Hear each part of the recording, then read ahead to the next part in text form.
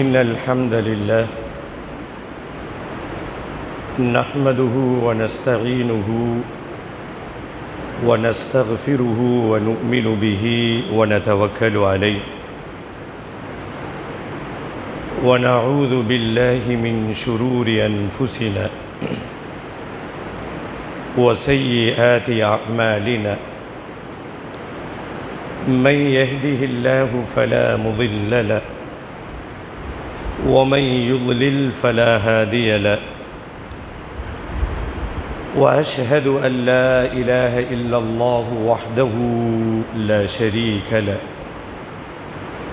وأشهد أن محمدًا عبده ورسوله أرسله بالحق بشيرًا ونذيرًا وداعيًا إلى الله بإذنه وسراجًا منيرًا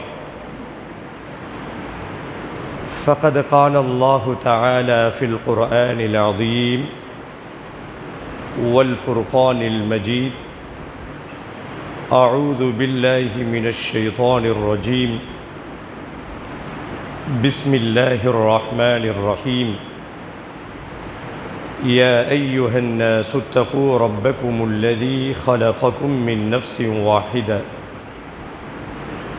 وخلق منها زوجها وبث منهما رجالا كثيرا ونساء واتقوا الله الذي تساءلون به والأرحام إن الله كان عليكم رقيبا يا أيها الذين آمنوا اتقوا الله حق تقاته ولا تموتن إلا وأنتم مسلمون يا أيها الذين آمنوا اتقوا الله وقولوا قولا سديدا يصلح لكم أعمالكم ويغفر لكم ذنوبكم ومن يطع الله ورسوله فقد فاز فوزا عظيما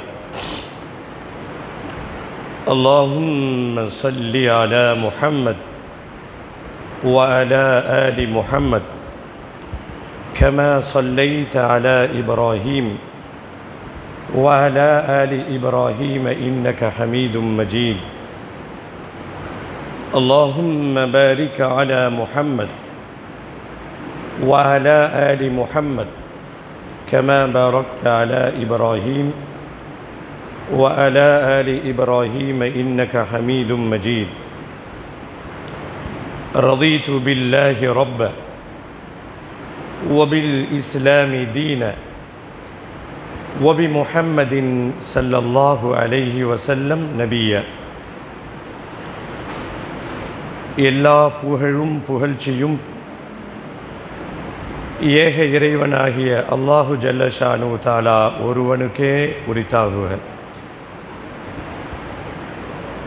ஸலவாத்தும் சலாமும் உயிருக்கு உயிரான உயிரிலும் மேலான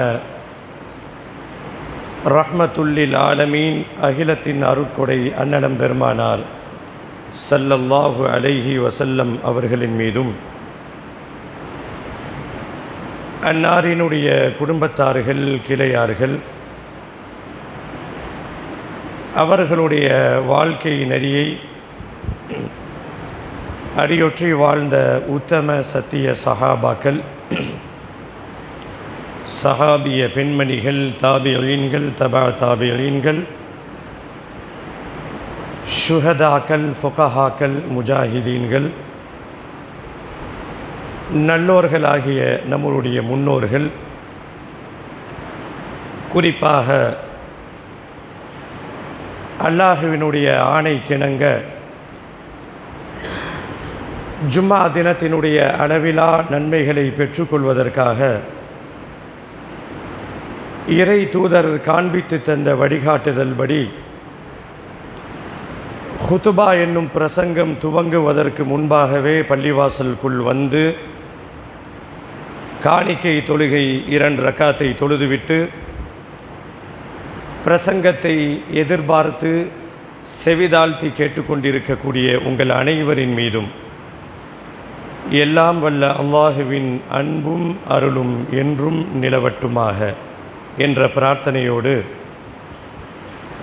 நம்மை படைத்து ரட்சித்து பரிபாலித்து கண்காணித்து கொண்டிருக்கும் எல்லாம் வல்ல அல்லாஹுவை அஞ்சி வாழும்படி முதலாவதாக எனக்கும் உங்களுக்கும் வசியத் செய்து கொள்கிறேன். ஊசீக்கும் வஇய்யாய அவ்வலம் பித்தக்வல்லாஹ்.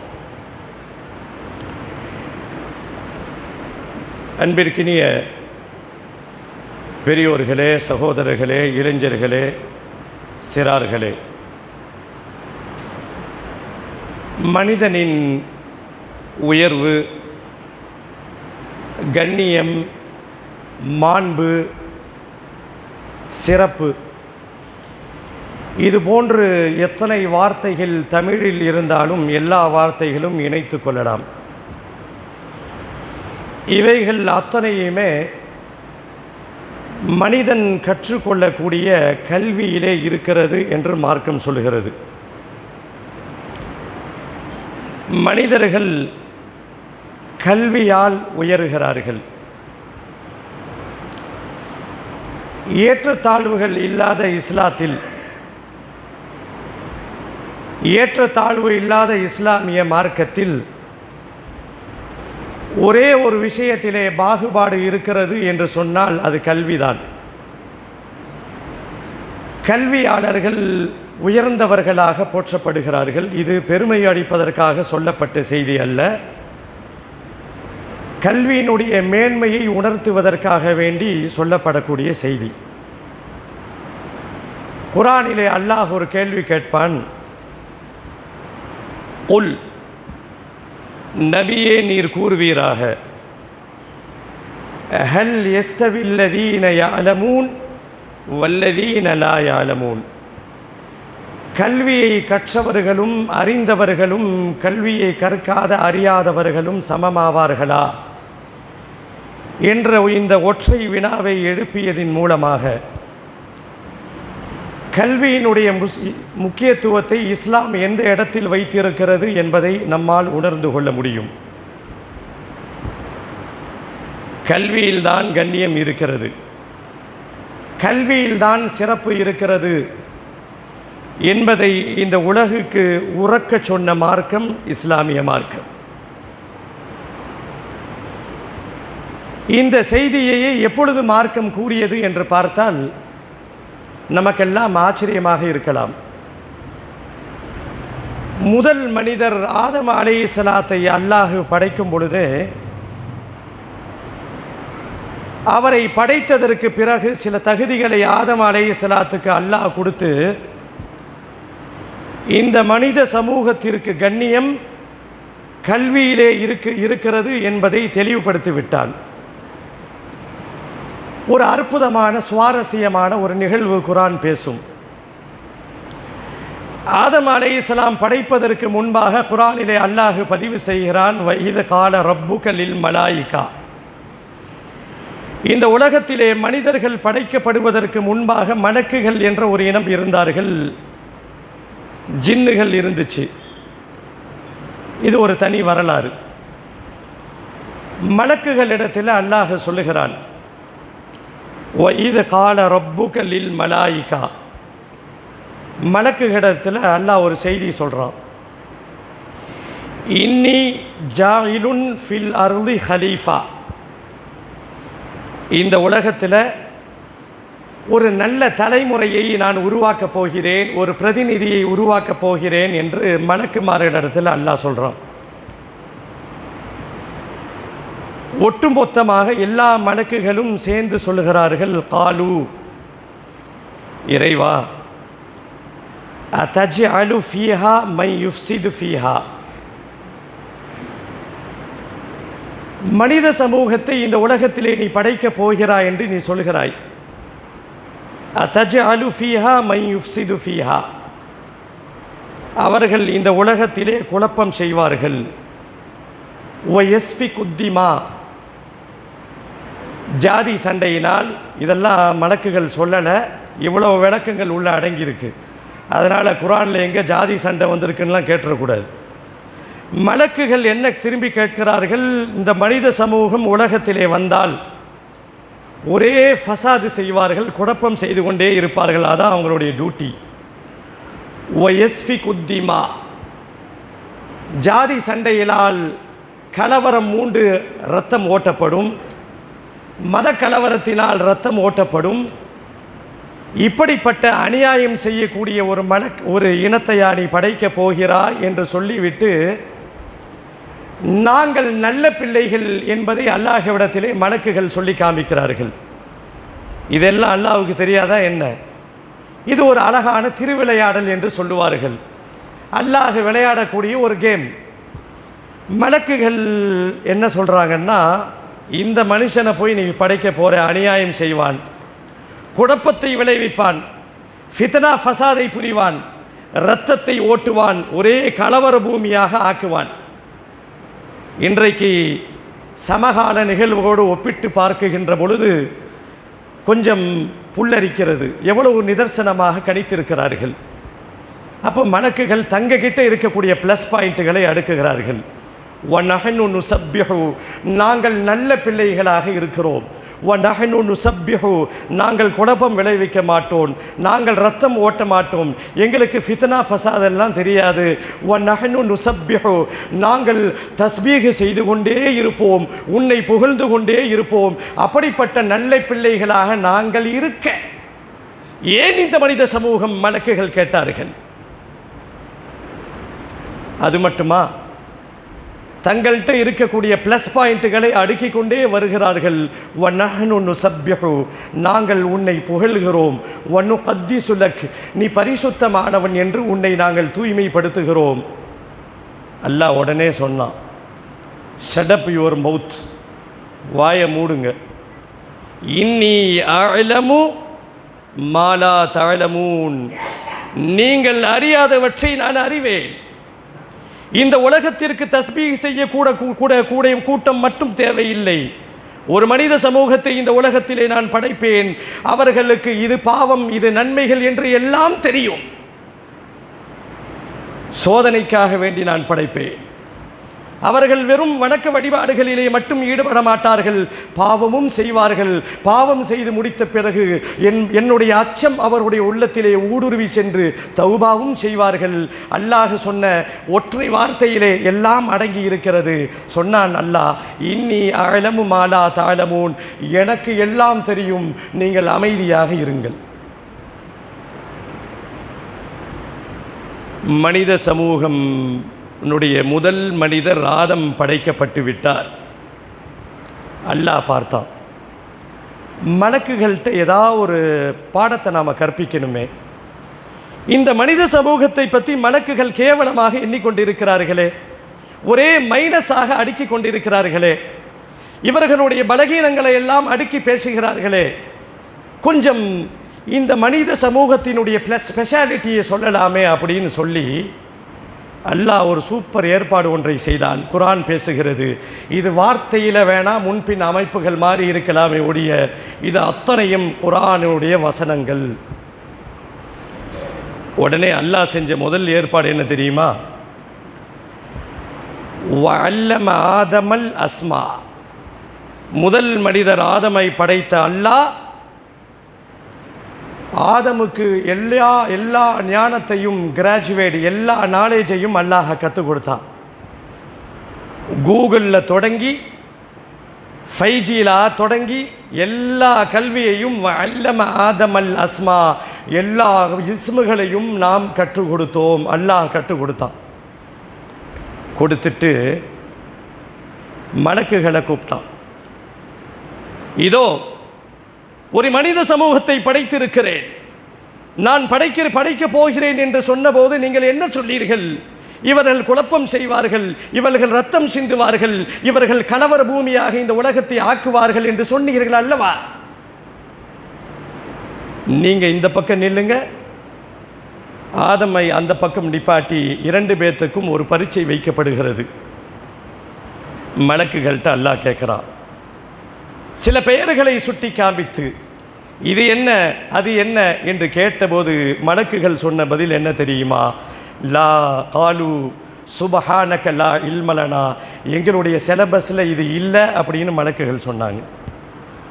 எங்களுக்கு ஒன்றுமே தெரியாது. மலக்குகள் ஒளியால் படைக்கப்பட்டவர்கள், அவர்களுக்கு பாவம் செய்யவும் தெரியாது, பாவத்தை பற்றி எண்ணவும் தெரியாது.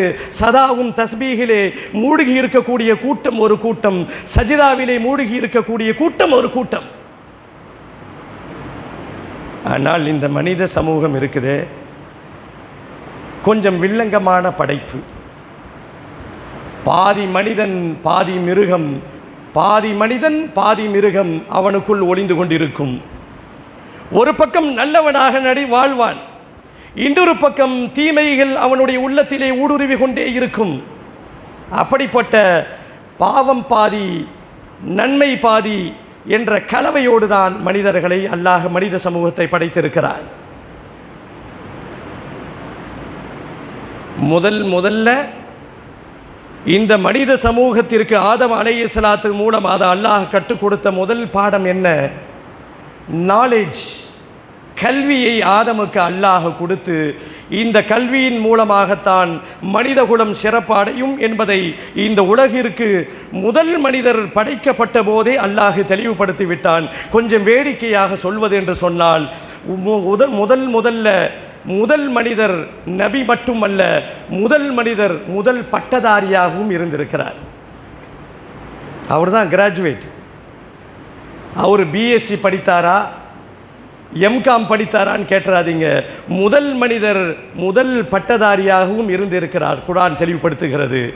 இந்த கல்வியின் மூலமாக இந்த மனிதகுலம் சிறப்படையும் என்பதை குர்ஆன் உலகிற்கு உறக்க சொன்னது, மார்க்கம் சொன்னது. இது ஒரு பக்கம். இப்போ கொஞ்சம் நம்மளுடைய சிந்தனையை டியூன் செய்யணும். இதுவரைக்கும் கல்வியினுடைய சிறப்பை பற்றி பேசிக்கொண்டே இருந்தோம்.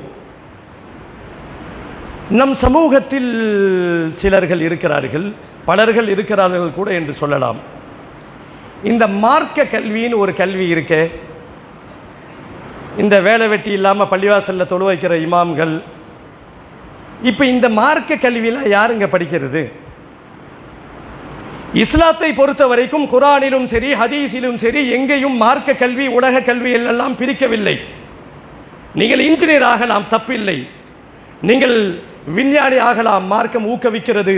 எல்லா படிப்புகளையும் படியுங்கள், பயன் தரக்கூடிய கல்வியை படியுங்கள், மார்க்கம் சொல்லுகிறது. இப்போ இந்த இடத்துல நம் சமூகம் தெளிவு பெறக்கூடிய ஒரு பகுதி ஒன்று இருக்கிறது. எந்த கல்விக்கும் மார்க்கத்திலே தடை இல்லை. இருந்தாலும் நம்மளுடைய நடைமுறையில் இரண்டு கல்விகளாக மக்கள் விளங்கி வைத்துக் கொண்டிருக்கிறார்கள். ஒன்று மார்க்க கல்வி, இன்னொன்று உலக கல்வி. இந்த மார்க்க கல்வியை மக்கள் எப்படி வைத்திருக்கிறார்கள் என்று சொன்னால், வாழ்க்கையிலே பின்தங்கியவர்கள், பலகீனமான கூட்டம், ஏழ்மையில் விளிம்பில் இருக்கக்கூடிய கூட்டம், இவர்கள்தான் மார்க்கத்தை படிக்க வேண்டும் என்ற சிந்தனை காலம் காலமாக நம் சமூகத்திலே புரையோடி போய் கொண்டிருக்கிறது. அது ஒரு கடுமையான எச்சரிக்கை, களையப்பட வேண்டிய வைரஸ். யாருப்பா இமாம் ஆகணும்? வசதி இல்லாதவர்கள் தங்கள் குழந்தையை படிக்க வைப்பார்கள், சொல்லப்பட்டது ஒரு காலம். யார் மார்க்க கல்வியை படிக்கணும்? அதெல்லாம் வேலை வெட்டி இல்லாதவங்க செய்கிற வேலை.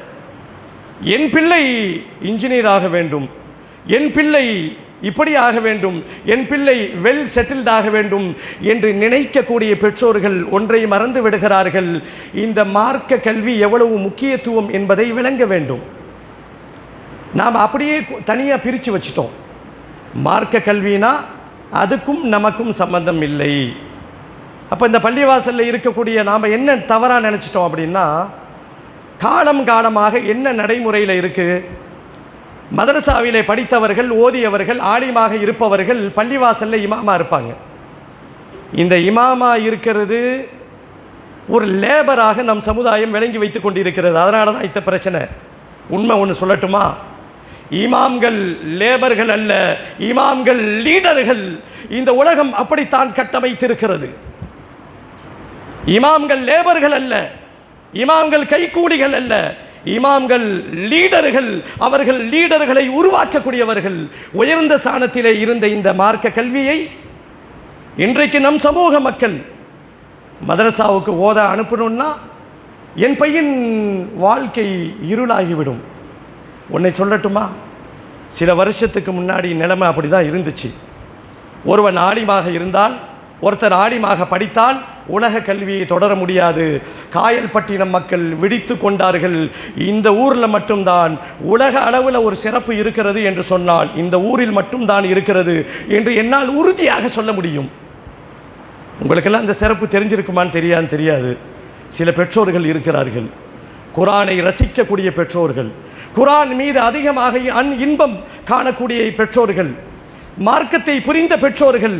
அவர்கள் என்ன செய்கிறார்கள் தெரியுமா? 5வது வரைக்கும் குழந்தையை படிக்க வைத்துவிட்டு குரானை மனனம் செய்வதற்கு மதரசாவிலே அனுப்புகிறார்கள். இன்றைக்கு காயல்பட்டினத்தில் மட்டும்தான் ஹாஃபில்கள் உருவாகிறார்கள், இன்ஜினியர்களோடு சேர்த்து. காயல்பட்டினத்தில் மட்டும்தான் குரானை மனனம் செய்த ஹாஃபில்கள் இருக்கிறார்கள், டாக்டர்களாகவும் இருக்கிறார்கள். இந்த ஊரில் மட்டும்தான் இன்ஜினியராகவும் ஹாஃபிலாகவும் இருக்கக்கூடிய ஒரு நிலை இந்த ஊரில் இருக்கு. என்ன காரணம்? குரான் மீது அவர்கள் வைத்திருக்கக்கூடிய ஆர்வம், பற்று. ஒரே ஒரு ஹதீஸ் தான்.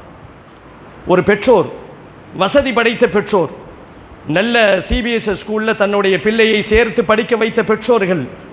இதை எதுக்கு இந்த செய்தி அழுத்தமாக சொல்கிறேன்னா, மார்க்க கல்வி ஏதோ ஒதுக்கப்பட்டவர்கள் கற்றுக்கொள்ளக்கூடிய கல்வி அல்ல. மார்க்க கல்வி என்பது ஏதோ நமக்கு தேவையில்லாத ஒன்று என்று நம் சமூகம் நினைத்து கொண்டிருக்கிறது. முதல்ல குரானை படிக்க வைங்க, அதற்கப்புறம் அவர்கள் எப்படி வேண்டுமானாலும் உருவாகுவார்கள், ஒழுக்கத்தோடு உருவாகுவார்கள். இதுதான் இந்த கல்வியினுடைய வெற்றி என்பதை நம் சமூகம் புரிந்து கொள்ள வேண்டும். ஒருத்தர் வசதியானவர், ஏன்னா நாம் என்ன மைண்ட் செட்டில் இருக்கிறோன்னா, என் பையனுடைய எதிர்காலம் இமாமுக்கு போகணுன்னு எந்த நிபந்தனையும் கிடையாதுங்க. இந்த இமாமத்திற்கே இது ஒரு வேலை கிடையாது. நான் தெளிவுபடுத்துகிறேன். இங்கே பள்ளிவாசலில் எந்தெந்த பள்ளிவாசலில் ஆலிம்களாக தொலை வைக்கிறார்களோ அவர்கள் லேபர்கள் அல்ல, அவர்கள் லீடர்கள்.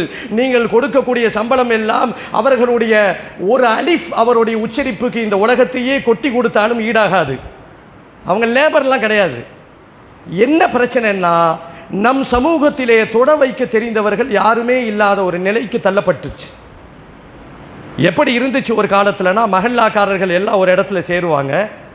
சேர்ந்து தொழக்கூடியவர்கள், வரக்கூடியவங்க எல்லாத்துக்குமே தொலை வைக்க தெரியும்.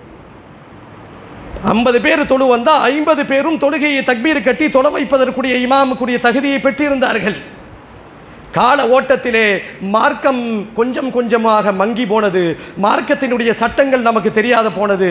எப்படி தொலை வைக்கணும்னு தெரியாமல் போச்சு. அதன் காரணமாக என்ன நிலைமைக்கு வந்துச்சுன்னா, ஒருத்தரை இமாமாக வைப்போம். இந்த இமாம் கூலிக்கு வேலை செய்யக்கூடியவர்கள் அல்ல. இந்த மெயின் சென்ட்டை முதல்ல மூளையிலிருந்து கலட்டி தூக்கி எரிஞ்சிடணும். அதே மாதிரி இமாமாக இருப்பவர்கள் ஆலிமாயிட்டாங்கன்னா அவங்க இமாமாக தான் இருக்கணும்லாம் அவசியமும் இல்லை. சத்தியத்தை உறக்க சொல்லலாம். அவர்கள் என்ன தொழில் வேணாலும் ஹலாலான தொழிலை செய்யலாம். இந்த மார்க்கத்தோடு நம்மளுடைய சமுதாயம் கட்டமைக்கப்பட வேண்டும். இன்றைக்கு எல்லா பள்ளிவாசலுடைய நிலை கொஞ்சம் வருத்தமாக இருக்கிறது. 1 மணிக்கு ஜமாத், உதாரணத்துக்கு, இல்லை மக்ரிப் தொழுகையை வச்சுப்போமே, 6:40க்கு ஜமாத், 6:39 வரைக்கும் இமாம் வரவில்லை என்று சொன்னால் அங்கே வரக்கூடியவர்களுடைய எல்லா இதயமும் டிக் டிக் என்று அடித்து கொண்டிருக்கும். என்ன காரணம் சொல்லுங்க? யாருக்குமே தொலை வைக்க தெரியாது. எல்லோரும் திரும்பி பார்ப்பார்கள். இது யாரையும் நோகடிப்பதற்காக வேண்டி சொல்லப்படக்கூடிய செய்தி அல்ல. நம் சமுதாய மக்கள் இஸ்லாத்தினுடைய இந்த அடிப்படை விஷயம் கூட நமக்கு தெரியாமல் இருக்கும். முதல்ல நமக்கு நாமே இந்த பள்ளிவாசலில் இருக்கக்கூடிய இளைஞர்கள் தொலை வைக்கணும். ஒரு ஆளை நம்பி இமாம் என்பது இருக்கக்கூடாது. நமக்கு நாமே வாங்க சொல்லணும், நாமே தொட வைக்கணும். இந்த நிலை ஒரு காலத்திலே இருந்தது. கொஞ்சம் கொஞ்சமாக மார்க்கத்தினுடைய அந்த பிடிப்பு நம்ம இடத்தில் இருந்து விலகிய காரணத்தினால இமாம் ஒருத்தர் இருப்பார், அவரு தான் தொலை வைக்க தெரியும், அவரு தான் பேசணும் என்ற நிலைக்கு நம் சமுதாயம் தள்ளப்பட்டு விட்டதே ஒழிய, இஸ்லாத்தினுடைய அடிப்படையில் இமாம்கள் யார் தெரியுமா? இமாம்கள் தான் நீதிபதிகள், இமாம்கள் தான் கண்ணியமானவர்கள், ஆட்சியாளர்களாக இமாம்கள் இருந்திருக்கிறார்கள். இன்றைக்கு எல்லா பள்ளிவாசல்லையும் கொஞ்சம் வேதனையோடு சொல்கிறேன், இங்கே இருக்கக்கூடிய உங்களுக்கு தொட வைக்க தெரியும் என்று சொன்னால் சந்தோஷம், நீங்கள் ஒரு நல்ல நிலையில் இருக்கீங்க. குறைந்தபட்சம் வாங்க சொல்வதற்கு கூட தெரியாத கூட்டம் இன்றைக்கு உருவாகிவிட்டது. வாங்க சொல்ல தெரியல, தக்பீரை கட்டிவிட்டு பக்கத்தில் இருப்பவர்களை பார்க்கிறார்கள், அவர்கள் குனிந்தால் இவர்கள் குனிகிறார்கள், ரோபோட் மாதிரி இன்றைக்கு தொழ ஆரம்பித்து விட்டார்கள். மார்க்கத்தினுடைய எல்லா அடிப்படையும் இன்றைக்கு மங்கி போன இந்த சூழலில் இஸ்லாத்தினுடைய மார்க்க ஷரியத்தினுடைய கல்வி, குர்ஆனினுடைய கல்வியை மீட்டெடுக்கக்கூடிய பொறுப்பு நம் சமூகத்தில் இருக்கிறது. குறிப்பாக இந்த வேலையை காயல்பட்டினம் மக்கள் மிகச் சிறப்பாக செய்து கொண்டிருக்கிறார்கள் என்று என்னால் உறுதியாக சொல்ல முடியும். இப்போ இந்த மஹல்லா இருக்கு, இந்த மஹல்லா இங்கே குர்ஆனை மனனம் செய்த ஹாஃபில்கள் சில பசங்க இருக்காங்க. அடுத்த ஒரு வருஷத்தில் மனனம் செய்துவிட்டு ஹாஃபில் ஆகக்கூடிய இன்னொரு கூட்டம் ரெடியாக காத்து கொண்டு இருக்கிறது. விரல் விட்டு எண்ணக்கூடிய அளவுக்கு ஒரு 3-4 பசங்க. அப்போ மீதி உள்ள பெற்றோர்களுக்கெல்லாம் இந்த எண்ணம் இல்லையா? என் பிள்ளை ஓத வேண்டும், என் பிள்ளை அழகாக குர்ஆன் ஓத வேண்டும், என் பிள்ளை குர்ஆனை மனனம் செய்ய வேண்டும், என் பிள்ளை தொட வைக்க வேண்டும், என் பிள்ளை கல்லூரிக்கு போன உடனே அவன் பெரிய படிப்புகள் எல்லாம் படித்த பிறகும் கூட அவன் குர்ஆனோடு வாழ வேண்டும் என்ற எண்ணம் உங்களுக்கு இல்லையா? அந்த ஆர்வம் வரணும். இந்த மஹல்லால விரல் விட்டு எண்ணக்கூடிய அளவுக்கு சில ஹாஃபில்கள் உருவாகிவிட்டார்கள், சில சிறார்கள் காத்து கொண்டிருக்கிறார்கள். சந்தோஷமான செய்தி. இதே மாதிரி நீங்கள் காயல்பட்டினம் எல்லா இடத்துலையும் எடுத்துட்டிங்கன்னா ஹாஃபில்களை உருவாக்குவதற்கு துடிப்போடு வெறியோடு இருக்கக்கூடிய பெற்றோர்கள் இன்றைக்கும் இருக்கிறார்கள். நாமும் வேடிக்கையாக சொல்லுவோம், ஒரு காலத்தில் இந்த மதரசா கல்வி எப்படி இருந்துச்சுன்னா அப்படிலாம் இல்லை, நம் சமூகம் அப்படி நினச்சி வச்சிருந்துச்சு. படிப்பு வராதவர்கள் தஞ்சம் போகக்கூடிய இடம் மதரசா, வீட்டிலே சேட்டை செய்யக்கூடியவர்கள் தஞ்சம் போகக்கூடிய இடம் மதரசா. இப்படி ஒரு கேவலமான மைண்ட் செட்டில் ஒரு காலம் இருந்துச்சு. இன்றைக்கு இந்த காயல்பட்டினம் மக்களின் மூலமாக என்ன நடக்குது தெரியுமா? எங்கள் மதரசாவில் குர்ஆனை மனனம் செய்ய வைக்கக்கூடிய எங்கள் மதரசா போல சில மதரசாக்கள் இருக்குது. மக்கள் காத்து கொண்டு அட்மிஷனுக்காக வேண்டி காத்து கொண்டு இருக்கிறார்கள், எங்கள் பிள்ளையை நாங்கள் சேர்க்கணும் அப்படின்னு. இன்றைக்கும் ஒரு கூட்டம் இப்படி உருவாகி கொண்டிருக்கிறது. இது ஒரு பக்கம் உயர்ந்து போனாலும் இன்னொரு பக்கம் பலகீனத்தை ஒற்றுக்கொள்ளக்கூடிய ஒரு நிலை நம் சமுதாயத்தில் இருக்கக்கூடிய 6லேருந்து 60 வரைக்கும், 6லிருந்து 60 வரைக்கும் இருக்கக்கூடிய யாருக்குமே இஸ்லாத்தினுடைய எந்த அடிப்படையும் தெரியாத ஒரு சூழல். ஏன் உங்களுக்கு கவலை இல்லையா? சில பேர்களை நாங்கள் தர்பியாவில் பார்க்குறோம், 40 வருஷமாக தொழுகிறேன் அப்படின்னு சொல்லுவார். 40 வருஷமாக தொழுகையை பேணுதலாக செய்யக்கூடியவர். எத்தனை சூரா தெரியும் என்று கேட்டால் அவர் என்ன சொல்லுவார் தெரியுமா? அல்ஹம்து சூரா தெரியும், அப்புறம் குல்லு அல்லாஹ்வு சூரா தெரியும். அந்த ரெண்டையும் ஓத கேட்டால் 2லும் 10-15 ஓட்டைகள் இருக்கும். இப்படி இந்த 2 சூறாவை வச்சுட்டு 40 வருஷம் தொழக்கூடியவர்கள், அல்ஹம்து சூறாவே ஒன்றுமே தெரியாமல் தொழக்கூடிய மக்கள் இன்றைக்கும் நம் சமூகத்திலே வந்து கொண்டிருக்கிறார்கள், வளர்ந்து கொண்டிருக்கிறார்கள். இது ஆரோக்கியமான விஷயம் இல்லை என்பதை புரிந்து கொள்ள வேண்டும். கொஞ்சம் மார்க்கம் அப்படியே கொஞ்சம் அப்படி வேறு விட்டு அப்படியே நிற்குதுன்னா அதுக்கு ஒரு காரணம் தாய்மார்கள். அவங்க தங்களுடைய பிள்ளைகளை ஓத வைக்கிறாங்க, படிக்க வைக்கிறாங்க, ஒடுக்கத்தோடு வளர்க்குகிறார்கள். இந்த ஒரு காரணத்தினால தான் ஓரளவுக்காவது மார்க்கம் கொஞ்சம் செழிப்பாக இருக்கிறது என்பதை புரிந்து கொள்வோம். அதே நேரத்தில் இங்கே இருக்கக்கூடிய உங்கள்கிட்ட நான் கேட்குறேன், நீங்கள் நேராக பதில்லாம் சொல்ல வேண்டாம். உங்கள் மனசாட்சிக்கு நான் கேட்குற கேள்வியை உங்கள் மனசாட்சியோடு நீங்கள் பேசி பாருங்கள்.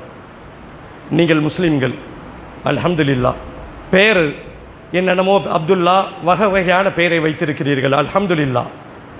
உங்களுக்கு அல்ஹம்து சூறாவிலிருந்து எத்தனை சூறா தெரியும்? ஒரு 4 ரக்காத்து தொழுகிறதா இருந்துச்சுன்னா குறைஞ்சபட்சம் ஒரு 5-6 சூறாவாவது தெரிஞ்சிருக்கணும்னு வச்சுக்கோங்க. எத்தனை சூறா தெரியும்? அப்படியே மனசில் கேட்டு பாருங்கள். எனக்கு அல்ஹம்து சூறா கூட தெரியலைங்க. எந்த நிலையில் இருக்கக்கூடியவர்கள் அதிகமாக இருப்பார்கள். அப்போ நாம் என்ன செய்யணும்னா, மார்க்கத்தை தெரிந்து கொள்வதற்கு நேரத்தை நாம் ஒதுக்கணும். சில ஊர்களில் நாம் பார்க்குறோம், வயது கடந்தவர்கள் 60 வயசு தாண்டினவங்கள்லாம் மனசு வேதனைப்பட்டு இவ்வளோ வருஷமாச்சு இன்னும் எங்களுக்கு ஒன்றுமே தெரியலையே அப்படின்னு சொல்லி அல்ஹம்து சூறாவிலிருந்து மனனம் செய்து குர்ஆனை ஓதக்கூடிய நிலைக்கு பலர்கள் தள்ளப்பட்டிருக்கிறார்கள் என்ற ஒரு நல்ல செய்தியும் சமூகத்திலே உருவாகி இருக்கிறது. இப்போ இந்த மார்க்க விஷயத்தில் நாம் ஃபெயிலாக இருந்தால் அது பெரிய கை செய்தத்திற்குரியது என்பதை புரிந்து கொள்வோம். மார்க்க விஷயத்திலே பிடிப்புடன் இருப்போம். இஸ்லாத்தினுடைய அடிப்படை விஷயங்களை தெரிந்து கொள்வோம். இறை அருளை பெறுவோம். எல்லாம் வல்ல அல்லாஹ் நம் அனைவருக்கும் அந்த பாக்கியத்தை தந்தல்வானாக. யா அய்யுஹல்லதீன ஆமனு தகுல்லாஹ ஹக்க துகாதி வ லா தமூதுன்ன இல்லா வ அன்தும் முஸ்லிமூன்.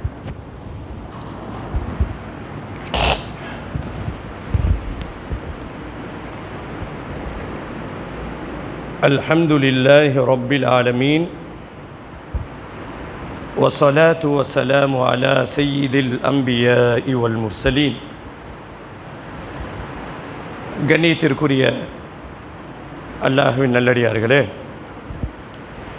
இன்றைய ஜும்மாவினுடைய முதல் பிரசங்கத்தில் மனிதன் கல்வியால் உயர்கிறான். கல்விக்கு இஸ்லாம் கொடுத்த முக்கியத்துவம் என்ன என்பதை வரலாற்று பின்னணியிலேயும் குர்ஆனினுடைய பின்னணியிலேயும் சில செய்திகளை நாம் பார்த்தோம். இது ஒரு பக்கம். இன்னொரு பக்கம் மார்க்க கல்வி என்று பரவலாக பேசப்படுகிறது. இந்த மார்க்க கல்வி அப்படின்னா இரண்டு வகையாக பிரிக்கலாம். ஒன்று, ரொம்ப டீப்பாக போய் மார்க்க கல்வியை கற்றுக்கிறது. எப்படின்னா குர்ஆனுக்கு அர்த்தத்தை தெரிந்து கொள்வது, அரபி இலக்கணங்களை கற்றுக்கொள்வது, மார்க்க சட்டங்களை கற்றுக்கொள்வது, இப்படி அவர்கள் அடுத்த கட்டத்திற்கு செல்லக்கூடிய ஒரு கூட்டம். இவர்களை ஆலிம்கள் என்று சொல்லுவார்கள். அதில் குர்ஆனை மனனம் செய்தவர்களை ஹாஃபில்னு சொல்லுவாங்க. இவர்கள் அல்லாஹ் இடத்துல இவங்களுக்கு ஒரு தனி பெரிய அந்தஸ்து உண்டு. அவர்கள் இஹ்லாஸாக வேலை செய்தால் அல்லாஹ் இடத்துல பெரிய கூலி உண்டு. இது ஒரு பக்கம். இன்னொரு விஷயம், இந்த மார்க்க கல்வியினுடைய அடிப்படை விஷயத்தை எல்லா முஸ்லீமான ஆண்களும் பெண்களும் அவசியம் தெரிஞ்சிருக்கணும். அல்லாஹ்னா யார், ஈமான்னா என்ன, தொழுகையில் தக்பீர் கட்டணத்திலிருந்து சலாம் கொடுக்குற வரைக்கும் என்னென்னலாம் ஓதணும், ஒதுனா என்ன, ஒழு முறிகிறதுனா என்ன, இப்படி இந்த விஷயங்களை பொறுத்த வரைக்கும் இது ஒரு குறிப்பிட்ட மக்களுக்கு மட்டுமல்ல, முஸ்லீமான ஆண்கள் பெண்கள் நீ என்ன படிப்பு வேணாலும் படித்து டாக்டராக ஆகுங்க, விஞ்ஞானியாக மாறுங்க, எதை வேணாலும் செய்யுங்க, மார்க்கம் வரவேற்கிறது. அதே சமயத்தில் இஸ்லாத்தினுடைய அடிப்படை போதனைகள், கொள்கை சார்ந்த விஷயங்கள், வணக்க சார்ந்த விஷயங்கள், குர்ஆன் சார்ந்த விஷயங்களை நாம் அவசியம் தெரிஞ்சிருக்க வேண்டும். இது நம்முடைய கட்டாய கடமை. சிலர்கள் நினைக்கலாம், எனக்கு கற்றுக்கணும்னு ஆசையாக இருக்குது, முடியலையே. இவர்கள் எல்லாம் வாயால் வடை சுடக்கூடியவர்கள். நான் நிறைய பேர்த்த பார்க்குறேன், இப்போ 20 வருஷமாக கற்றுக்கணும்னு நினைக்கிறேன்னு சொல்லியே வண்டி ஓட்டிகிட்டு இருக்காங்க. களத்தில் இறங்கிடணும். ஒரு பெரிய வயசானவர் ஸ்மார்ட் ஃபோன்னா என்னன்னு தெரியாது. பிள்ளைங்க ஸ்மார்ட் ஃபோனை வாங்கி கொடுத்துட்டாங்க. அவர் ஒரு ஃபோனை தான் முன்னாடி யூஸ் பண்ணார். பச்சை கலர் பட்டனில் ஒரு கை விரல் அமுக்குவார், சிகப்பில் அமுக்குவார், வேறு ஒன்றும் தெரியாது. ஆனால் என்ன ஆச்சரியம் பாருங்கள், அந்த முதியவர் ஒரு 60 தாண்டினவர் என் குடும்பத்துலேயும் இருக்கலாம், உங்கள் குடும்பத்துலேயும் இருக்கலாம். விரல் அப்படியே ஸ்மார்ட் ஃபோனில் விளையாடுது. டக்குன்னு ஒரு விரல் யூடியூப்பை தட்டுது, ஒன்று வாட்ஸ்அப்பை தட்டுது, ஒன்று ட்விட்டருக்கு போகுது, ஒன்று வேறு எங்கெங்கேயோ போகுது. இதெல்லாம் எப்படிங்க நடந்துச்சு? ஸ்மார்ட் போனின் மீது இருந்த ஆர்வத்தின் மூலமாக அவர் கற்றுக்கொண்டார் என்று சொன்னால், குர்ஆனின் மீது உங்களுக்கு ஆர்வம் இருந்தால், இதை கேட்கக்கூடிய பெரியவர்கள், சிறியவர்கள், பெண்கள், நீங்கள் குர்ஆன் ஓதணும்னு உங்களுக்கு எண்ணம் இருக்கா? வயசு பெருசில்ல, 60 பெருசல்ல, 65 பெருசல்ல, உங்களுடைய லட்சியம் என்னவாக இருக்கும்? எழுதி வைத்துக் கொள்ளுங்கள். என் ஜனாசா, என் மையித் சந்தாக்களை சுமந்து செல்லுகின்ற பொழுது, என்னை குடிப்பாட்டுகின்ற பொழுது, என் கண்கள் குர்ஆனை பார்த்து ஓதிய கண்களாக இருக்க வேண்டும், என் கரங்கள் குர்ஆனை தொட்ட கரங்களாக இருக்க வேண்டும். இந்த ஆர்வம் இருந்துச்சுன்னா சாக்கு போக்குலாம் சொல்லாமல் இன்றே அவசரமாக நீங்கள் போர்க்கால அடிப்படையிலே மார்க்க விஷயத்தை தெரிந்து கொள்ளுங்கள். அதற்குரிய வாய்ப்புகள் இன்றைக்கு கொட்டி கிடக்கிறது. எல்லாம் வல்ல அல்லாஹ் நம் அனைவருக்கும் இஸ்லாத்தினுடைய அடிப்படை விஷயங்கள், ஈமானிலிருந்து வணக்க வழிபாடுகளிலிருந்து எல்லா விஷயங்களையும் தெரிந்து கொண்டு இறை பொருத்தத்தோடு வாழ்கின்ற பாக்கியத்தை அல்லாஹ் நம் அனைவருக்கும் தந்தல்வானாக. யா அய்யுஹல்லதீன ஆமனு தகுல்லாஹ ஹக்க துகாதி வ லா தமூதுன்ன இல்லா வ அன்தும் முஸ்லிமூன்.